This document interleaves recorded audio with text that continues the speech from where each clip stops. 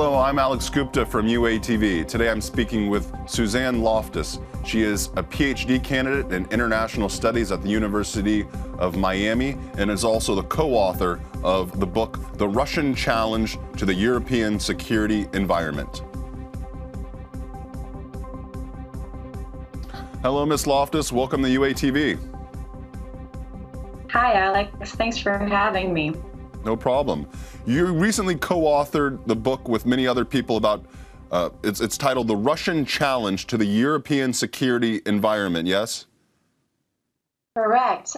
So this is actually the most recent book in a series of books that we've published together with a variety of authors from Asia, Russia, Europe, North America. Mostly edited by Roger Cannett and Matthew Sussex. And they're both at the University of Miami? I know Roger Cannett is. Yes, Roger is at the University of Miami. He's the sole editor of this current version. But Matthew Sussex, I believe, is in England. But they're very close. And we usually publish with Palgrave Macmillan Publishing House. So we published one last year as well. Of which I also contributed a chapter. What have you found in your research in writing this book about the Russian challenge to the European security environment? Well, really, it has much to do with Russia being threatened by NATO and EU encroachment towards the former USSR states. That has really kind of had an impact on how his foreign policy has been shaped lately. And the EU has often tried to make agreements with Ukraine or Georgia on just to kind of have better ties and closer relationships. And this has been a problem for Russia. This is very problematic. That's really what I found mostly to be the case. They don't want Western influence in their so-called sphere of influence.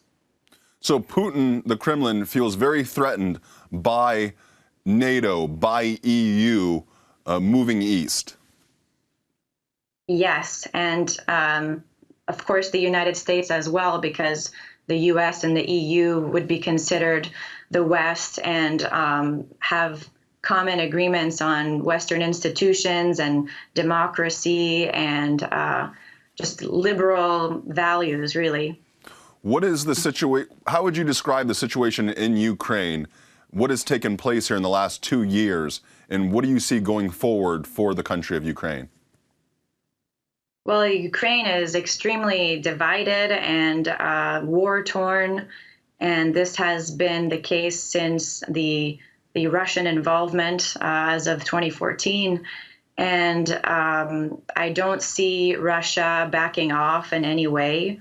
So I see just the country is going to continue to be divided between those who are more Western-oriented in Kiev and those that are more Russian-oriented in the east and the south.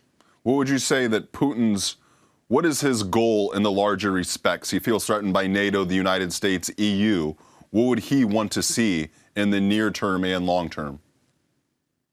Well, ideally, if it was up to him, there would be absolutely no EU involvement whatsoever in any of the former USSR states. And ideally for him, this Ukraine would have never been torn in the first place, and he could have had the participation of Ukraine in the Eurasian Economic Union, which is really what I think he wanted in the first place, which now seems to be improbable due to the fact that Ukraine is so divided, and he's kind of obviously participated in that division, and it's no longer a valid participant in his EU, his Eurasian Economic Union, which he wanted to make he says it was to cooperate with the EU, but really it's an economic bloc in Eurasia to strengthen ties between Russia, Belarus, Ukraine, Kyrgyzstan, to kind of have more independence from the West. The Eurasian, the pact that you just mentioned, would you be able to explain exactly for our viewers what exactly that is? I mean, you described it briefly, but in a larger sense, what it would do? Sure. So it's a union that is first of all going to be an economic union between Russia, Belarus, Kyrgyzstan. And ideally, they would expand that to have other members join them, and it would become more and more political. However, the participants, the other members, are less willing to have political involvement due to fear of loss of sovereignty. So it's really remained an economic agreement where there's more trade involved. At one point, they even spoke of a customs union with a singular currency, but that also has not come into play as of yet. So it's really, even though the idea began a long time ago, they really only signed an agreement, I think it was in 2015, between Kyrgyzstan, Russia, and Belarus. So it's really in its initial stages. But for Putin, it would have been ideal for Ukraine to join, because Ukraine is the most vital member, and it's a member that he really needed in terms of economic and political weight. But that, I mean, he, by coming in and invading, well, I don't want to use that word, but yeah, through his involvement in Ukraine has, torn the country so that it won't be able to join. But at the same time, it's also ruined its chances of joining the EU. So he kind of, this is a power play, really. So if it's kind of warning the Ukraine, if you're going to join the EU, this is what I'm going to do. And it's kind of like a warning to any other state that feels like doing the same thing. What would you say what are some of the options do you think Ukraine has going forward from this conflict? Well, it's really hard to say, but I think that as of this moment, Kiev is maintaining independence from the east and from the south and from Russian influence, and Kiev will continue to receive the support from the West and Western institutions, and it has chances to rebuild itself. However, the reality is still grim. I don't see Eastern Ukraine and Southern Ukraine reuniting. I see them, becoming either independent or, definitely part of Russia's sphere of influence. It's a shame, but Kiev will not accept that either. But the alternative is war forever, which we don't want either. So it's, for the foreseeable future, it doesn't look very good. But the West will continue to support Kiev as much as it can in helping it stabilize. How effective do you think the sanctions have been? Do you think it prevented Russia from moving farther into Ukraine, into Europe? No, not really. I don't think the sanctions have been effective. They actually have just pushed Russia further away from the EU and the United States, but in an economic way, which means that we will continue to have less and less influence over Russia in kind of making it do what we want in simple terms. So it's been pushed towards China. It's been pushed towards the BRICS.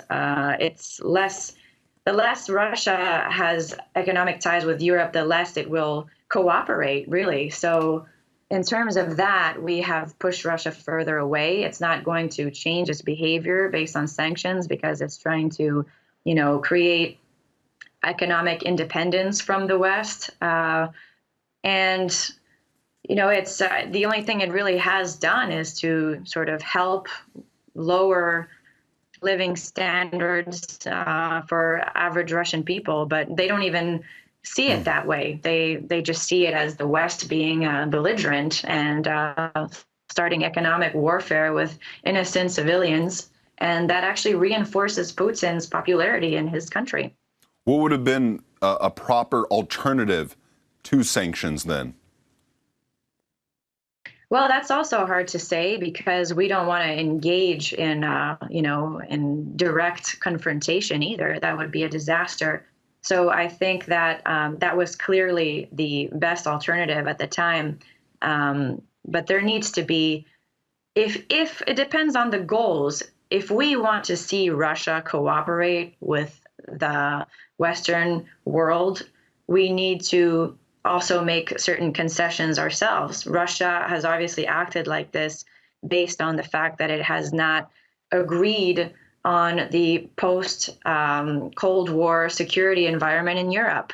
For Russia, it's not what they had in mind. And the EU and the United States has not exactly considered Russia's preferences either. So I don't see Putin backing down. He seems like a very stubborn man in his belief system.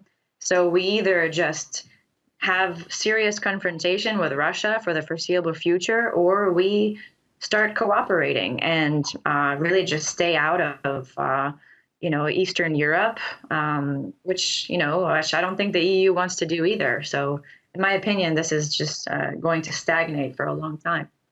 So do you think that the U.S. really needs, and the EU really needs, to sit down with Putin and come to some type of deal and even lay off the sanctions, even lift some of the sanctions? Would you be for that?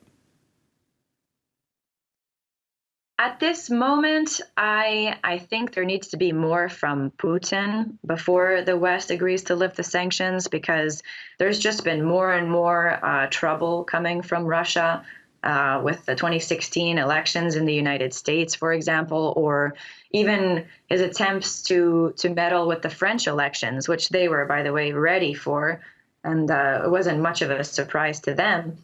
But he's, continuing to act in ways that are unacceptable. So at this point, no, we can't lift sanctions, because that will, show that we are just going to accept anything that he does, which we won't. But at the same time, there needs to be meetings. There needs to be meetings between heads of states to really just see what they're going to do going forward, because this is absolutely not interesting for anyone. It's not in Russia's interest. It's not in the EU's interest, and it's not in the U.S. interest to have this type of relationship with Russia, especially for the EU. The EU, it needs Russia in terms of energy, and vice versa. So they especially should negotiate with each other. You're in the United States. What is your feeling? What are some of the other people feelings with regard to Donald Trump and the relationship with Russia? What has happened over the last year and a half? Well, there seems to be a lot of people who are convinced that Donald Trump and his campaign have had ties with Putin and Russia, especially economic arrangements, business arrangements, but also political, because Donald Trump's worldview is more similar to Vladimir Putin's worldview than was Barack Obama or Hillary Clinton. Under Barack Obama and Hillary Clinton, I think there would have been more U.S. kind of control, more U.S. power, and Putin doesn't like that, obviously, because it diminishes his power. But Trump is someone who thinks that he can, clean the swamp and get rid of U.S. Influence in countries where they don't need to be, and that's exactly what Putin wants the U.S. to do. So they collaborate and cooperate in that sense. So a lot of people believe that they together planned his victory. But then there are a lot of people who also believe that that is just nonsensical, and that never happened, and that's just a product of media manipulation and the Democrats being upset over their loss. So there's really conflicting values, because there are a lot of Trump fans in the U.S., but his popularity is diminishing because there's been so much drama really in his campaign that his validity and credibility is going down. I know you've spent time in Russia. I want to ask you, is Putin popular in Russia? Is he popular in the cities and the countryside? Putin is extremely popular. And in fact, my dissertation is about why Vladimir Putin is so popular in Russia. And as we all remember, in 2011, 2012, there were lots of protests. So protesting Vladimir Putin, fraudulent elections, his third term, people were not happy about that. And his popularity was at an all-time low of, I would say, maybe 56 to 60%, which is unusual for him. But in the last 4 or 5 years, his popularity has dramatically shot up. And that has been in spite of the economic downturn in Russia due to the fall in the price of oil. You would expect people to rebel even more if the economy is performing so poorly. But in fact, they have his full support. His popularity shot up to 89%, I think, in 2014 and 2015, shortly after the Ukraine crisis. And this really, I think, has to do with the way that he has riled up Russian identity and, what Russia's identity is in the world and how they, stand up to the West and the West's aggressive policies. So he actually portrays the West to be aggressive to Russia instead of vice versa. So there's a lot of Russian people who don't actually think Putin is a bad guy. They actually see Russia as being a victim.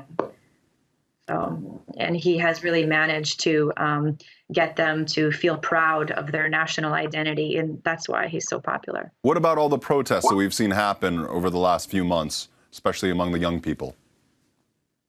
Yeah, so that has happened also. But if you think about it, in the last 5 years, if that is the only protests and demonstrations there have been, it just shows that the opposition does exist, but is not very powerful. There is not a powerful opposition. Even Alexei Navalny, one of the biggest, representatives of this opposition force, is very unpopular compared to Putin. He has a 2 to 3%, or was it 6, between their approval rating of politicians or influential people in Russian politics compared to Vladimir Putin. So yes, the opposition exists, but it's not strong enough, to really just do something and change Russian society. Well, thank you so much, Ms. Loftus, for joining us. It was really fascinating and intriguing. Thanks so much, Alex. I also had a very enjoyable conversation. Will you come back? Will you do it again? Of course. Okay, good. All right, thank you. Have a good day. Thanks, you too. I'm Alex Gupta with UATV. We were speaking with Suzanne Loftus. She is a Ph.D. candidate in international studies at the University of Miami and recently co-authored the book, The Russian Challenge to the European Security Environment.